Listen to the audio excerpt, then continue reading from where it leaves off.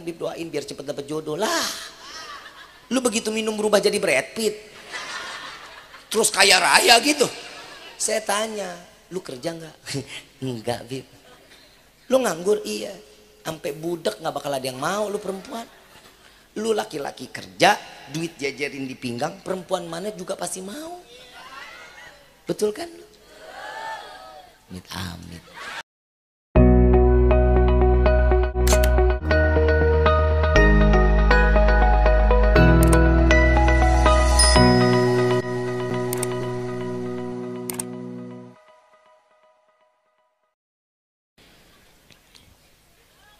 Assalamualaikum warahmatullahi wabarakatuh.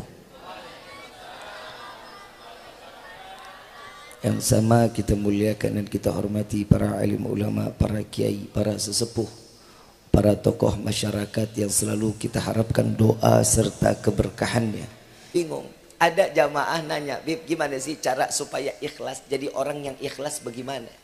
Kalau lu buang kotoran nggak lu tengok, itu udah ikhlas berarti namanya. Tuh yang ketawanya kenceng tuh dia tuh. Tiap lagi ngeden nengok. Lu ngapa? Emang itu udah jatahnya keluar geblek. Lu sayang mau ngebuang? Ya 200.000. Saya lagi bingung, manusia kok begitu ya? Kadang dia suka ngelepasin sesuatu, itu kan kotoran. Kenapa ngelepasnya sayang? Sampai begitu habis ngeden diliatin, plung. Ibu bapak yang dirahmati oleh Allah, kita mau gaya apapun, lari kita pasti ke dalam tanah. Mau apapun kehidupan kita, mau kayak gimana pun kehidupan kita, pasti lari kita ke tanah. Emang orang yang kaya rumah-rumahnya dikubur? Enggak. 2 kali 1. Kainnya kain kafan, nggak ada yang pakai polkadot, batik, nggak ada. Semuanya sama, putih bersih, masuk ke dalam yang lahat ciumnya tanah. Saya mau tanya, ibu cinta sama bapak? So tahu lu? Malu tahu bapak lu cinta sama mak lu? Anak siapa nih? Ngerti banget cinta lu. Tampol lu. Saya lagi bingung anak SD sekarang sama anak SMP. Betul Kiai? Tahu yang salah guru sekolahnya apa orang tuanya? SD cecetan. Ayah lagi apa? Ya. Panggilannya ayah bunda. Papi mami. Begitu putus jadi janda.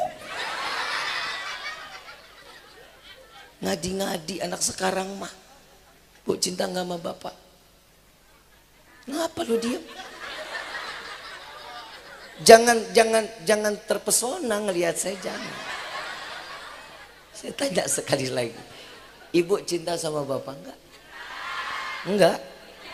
Cinta. Bapak cinta sama ibu? Hah? Remang-remang Bib. Saya mau tanya, bapak mau nggak masuk surga sama keluarga, sama istri, sama anak? Saya sama anak mau Bib, sama istri saya nggak mau. Dunia aja nyusahin, gimana akhirat? Emang elu kerjaannya begitu. Yang namanya perempuan kalau nggak nyusahin pak, bukan perempuan namanya. Nabi Adam terusir dari surga gara-gara siapa? Itu dia. Makanya kita sampai keler-leran nih ke sini. Coba kalau kagak karena perempuan, surga kita. Betul nggak? Lu biang keladinya. Saya tetap ceramah dimanapun, saya tetap membela haknya seorang laki-laki, Pak.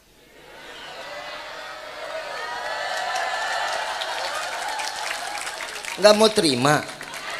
Yang ceramah laki, PA. Mana mungkin gue mau ngerendahin laki-laki? Maaf pak, maaf bapak sekali-sekali nguping. Ustadz minta maaf Kiai, kalau ustadzah lagi ceramah laki abis jelek setengah mati.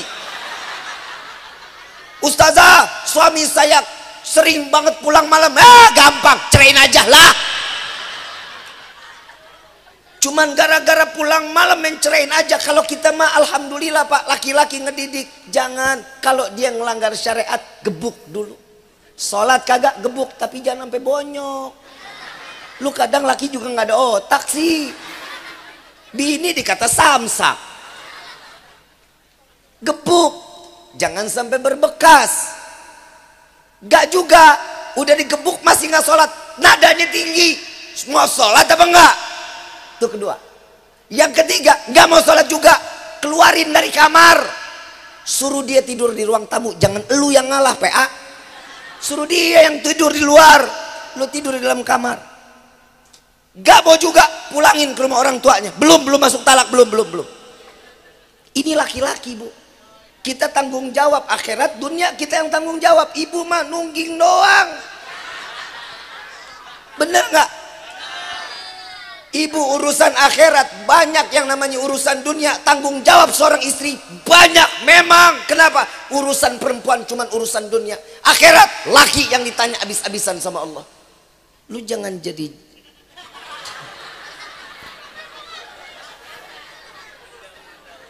gue belain Pak, lu tenang aja. Betul-betul Bu, saya ngomong ini alal haq. Di neraka paling banyak laki perempuan. Nah lu sadar tuh, yang namanya manusia kadang nggak tahu batasan kehidupannya. Yang perempuan kumaha aing baik, gimana enaknya gua aja. Gua mau senang sama suami, saya mau tanya Pak, Allahumma Pak, Bapak bilang tadi cinta sama ibu kan, ibu bilang cinta sama Bapak. Saya mau tanya Pak, kalau ibu mati, lo kok amin Pak no? Pegel amat romannya tuh. Ibu mati, amin. Bapak mau nemenin di liang lahat Pak, gak bakal mau, mendingan gue cari yang umurnya agak panjangan dikit dah. Yang ibu juga begitu, Bapak mau saat Bapak mati, ibu mau nemenin di liang lahat? Enggak, saya hitungin warisan dia. Betul. Cintanya manusia cuman sampai batasan liang lahat. Illa cintanya Nabi Muhammad sallallahu alaihi wasallam tidak akan pernah terbatas ila yaumil qiyamah. Enggak ada batasan cintanya Allah, cintanya Nabi kepada hamba dan umatnya, tidak ada batasan sampai yaumil qiyamah. Jujur Pak, saya kemarin di depan makbarah Nabi sallallahu alaihi wasallam malu saya. Saya malu diri saya sendiri. Nabi berasa itu ada di hadapan kita. Tapi la ilaha illallah, tingkah kita tuh jauh dari ajaran Nabi. Kita yang tiap hari sholat, kita sholat di Masjidil Haram, kita sholat di Masjid Nabawi. Sholat kita nikmat banget, luar biasa. Begitu pulang, dosa lagi yang kita bikin. Kenapa yang begitu? Seakan-akan Allahnya cuma ada di Haramain, cuman adanya di Mekah sama di Madinah. Selebihnya Allah nggak lihat. Pernah naik ke atas gunung? Pernah lihat ke atas gunung? Gunung siapa? Bapak naik ke atas gunung, Bapak lihat ke bawah, mobil aja kecil Pak dilihatnya. Orangnya nggak kelihatan. Kok bisa saat dia bikin dosa Allah lihat? Ternyata setiap manusia punya GPS. Lu tahu kagak lu? Kayaknya gue salah ceramah tempat nih gue nih. Semuanya tuh ada satu yang saat kita bikin dosa nyala. Tahu Allah. Peristiwa Isra wal Mi'raj ini salah satunya meredupkan sinyal. Tatkala kita ingin bermaksiat, kita tahu Allah Maha melihat. Di saat salat Allah langsung yang memandang kita, berbicara langsung antara hamba dengan Allah. Disinilah cara Nabi Muhammad SAW sampai mengatakan, ummati, ummati, ummati, aqimis salah, aqimis salah, aqimis salah. Ternyata ini penting, nutupin aib, nutupin dosa, ngelebur setiap dosa, ngangkat derajat setiap hamba di mata Allah karena salatnya. Sampai Nabi SAW mengatakan, barang siapa yang ingin melihat seseorang masa hidupnya, lihat matinya. Kalau matinya di ahli ibadah, maka matinya pasti husnul khatimah. Orang yang matinya dalam keadaan maksiat, matinya su'ul khatimah. Na'udzubillahi min. Kita kan tergantung bagaimana kita maunya. Kalau orang Jati Sampurna mah bilang mah life is choice. Ngerti nggak lu? Sama gue juga. Hidup itu pilihan. Mau kemanapun Allah kasih jalan buat kita. Lu mau belangsak, ada jalannya. Mau jadi orang baik, ada jalannya. Yang pertama, lihat keluarga kita dulu sebelum kita memperhatikan orang lain. Keluarga kita dulu. Bapak enak sholat di masjid, ibu datang ke majlis taklim, anak kita jauh dari Allah, pahala ibu sama bapak tidak akan dihitung oleh Allah. Nol. Bapak enak tajis taklim, dekat sama ulama, cinta sama habaib, anak di rumah buka kerudung, keluar dari rumah buka kerudung, aurat kelihatan, dosanya ditanggung sama orang tua. Pak, ibu tanggung jawab buat anak, betul. Tapi bapak adalah seorang laki-laki yang disebut oleh Allah di dalam Al-Quran berkali-kali untuk memberikan nasihat kepada putra-putrinya. Jangan semua diserahin ke perempuan. Lu mah enak aja. Yang bunting perempuan, yang lahirin. Tuh. Laki kadang suka egois. Senang. Ketelepasan gua. Kadang namanya laki-laki pengennya diperhatiin tapi merhatiin nggak mau. Bapak kerja di luar, megang handphone, sampai di rumah handphone geletakin, Pak, jauhin. Kalau bisa di offline, jauhin. Kenapa? Saatnya bapak jangan ngelus handphone mulu, elus istrinya. Kenapa? Bapak kasih dong, Pak, waktu buat istri bersenda gurau, bermanja-manjaan. Ini yang namanya mawaddah. Warohmah. Tang nasi uduk no. Ini yang salah satunya ningkatin ibadahnya kita. Bapak rumah tangga yang namanya suami istri, ibadahnya ada bonusan. Pegangan tangan, ngerontokin dosa dari jari jemarinya. Ini buat yang udah kawin nih. Yang jomblo, mati aja lu. Hari gini masih jomblo lu. Duit punya nggak? Kerja ya. Kadang orang kiai pada minta air, Habib doain dong Bib. Kalau doanya buat nyembuhin sakit, Bib, saya orang tua sakit, saya sakit, ada doanya. Allahumma sholli ala sayyidina Muhammadin tibbil qulub wa dawaiha wa abdani wa shifaiha wa nur. Ada doanya. Bib, doain dong Bib biar Allah tetepin iman Islam kita. Ya mugallibal qulub tsabbit qalbi. Ada doanya. Ini tiba-tiba anak muda datang, Bib doain biar cepat dapat jodoh lah. Lu begitu minum berubah jadi Brad Pitt. Terus kaya raya gitu. Saya tanya, lu kerja nggak? Enggak, Bib. Lu nganggur? Iya. Sampai budak nggak bakal ada yang mau lu perempuan. Lu laki-laki kerja, duit jajarin di pinggang, perempuan mana juga pasti mau. Betul kan? Amit.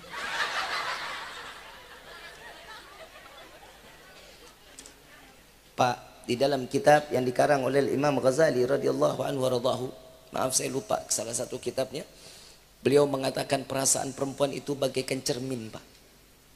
Perasaan perempuan bagaikan cermin.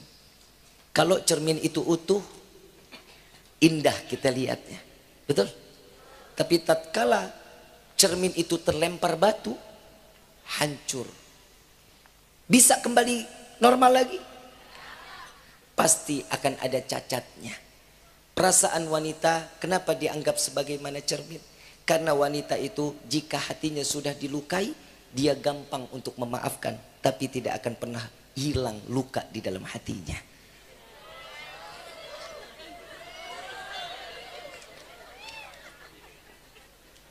Di sini kena lu, ntar lagi belum. Ini gue masih gigi satu ini. Belum. Tapi jujur Pak, perempuan tuh lebih hebat dibanding laki-laki Pak. Jujur. Saya akuin.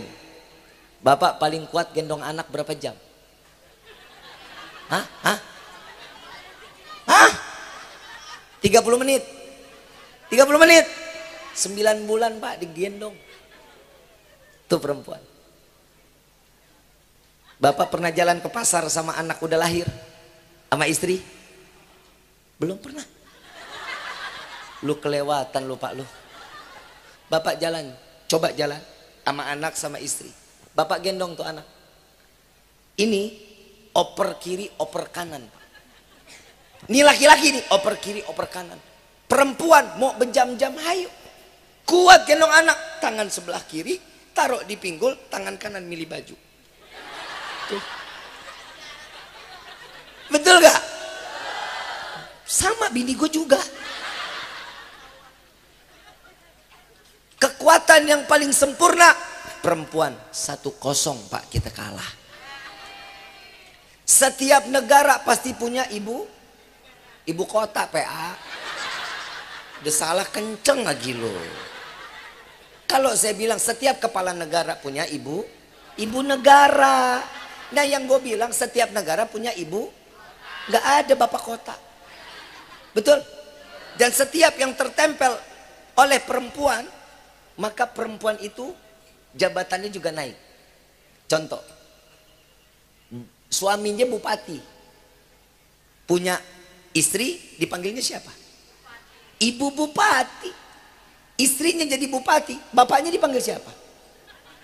Gak mungkin bapak bupati digebuk loh yang atas, dipanggil Pak Haji ini. Gak nempel Pak.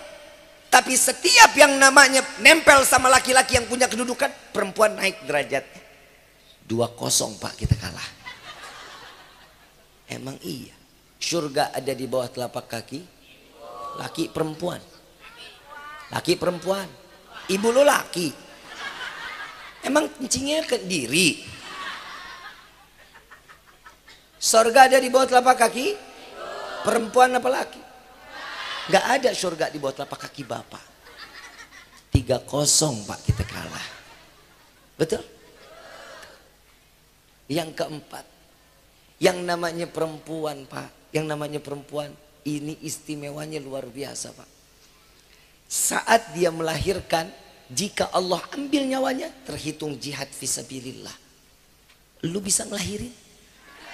Berapa 0? Kita kalah 4-0. Tapi ingat wahai perempuan, tatkala kalian belum memiliki seorang suami, ridha Allah ada pada kedua orang. Jika ada laki-laki yang datang kepada kalian menyatakan saya terima nikah dan kawinnya fulana binti fulan dengan mas kawin tersebut dibayar tunai, ridhanya Allah yang terdapat kepada orang tua pindah kepada seorang suami. Surga ada di bawah telapak kaki seorang ibu. Betul? Kunci surga seorang istri ada sama suami. 8-4 Pak, kita menang. Gue nggak bakal jatuhin laki Pak. Tenang aja lu mah. Kesel kan lu ngundang gua.